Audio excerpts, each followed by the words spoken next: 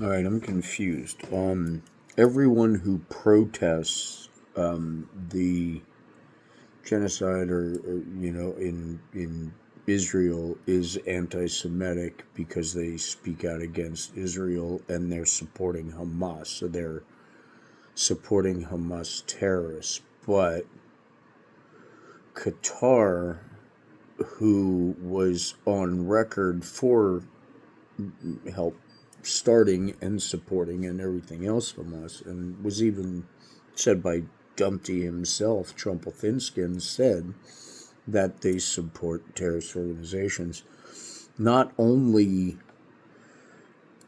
had a problem during the first administration that was only solved by an investment in 666 Broadway in New York City, which is a building that's owned by Jared Kushner that had a crap ton of problems and he could never get investments on. And all these big, huge, all of a sudden problems with Qatar during the first administration was only solved when they invested hundreds of millions of dollars into his real estate stuff and has invested even more in other Trump family businesses since then. Famously giving him a $400 million jet. Very recently, Eric Trump was showing off the new Trump resort property, casino, blah, blah, blah, golf course in Qatar on the beach. And now, as of yesterday, Pete Hegseth proudly announced they are building a Air Force, a Qatari military base in Idaho. And then once everyone got pissed off because they were going to build the base for them, they said, "Oh no, it's just a training facility," and wink, wink, nudge, nudge. So yeah,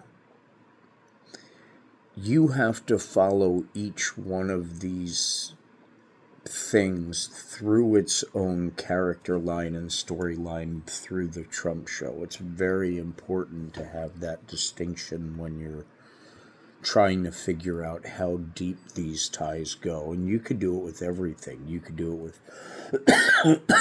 Israel and everything with Israel and the deep ties. Crypto markets. You could do it with everything. Elon Musk. You could literally pick one, follow the storyline. It makes perfect sense. It's the rest of the distractions and the bullshit that makes it cloudy. Flooding the zone, as Roy Cohn says, and as Steve Bannon very, very proudly repeats. Flood the zone causes confusion, causes a distraction. Yeah.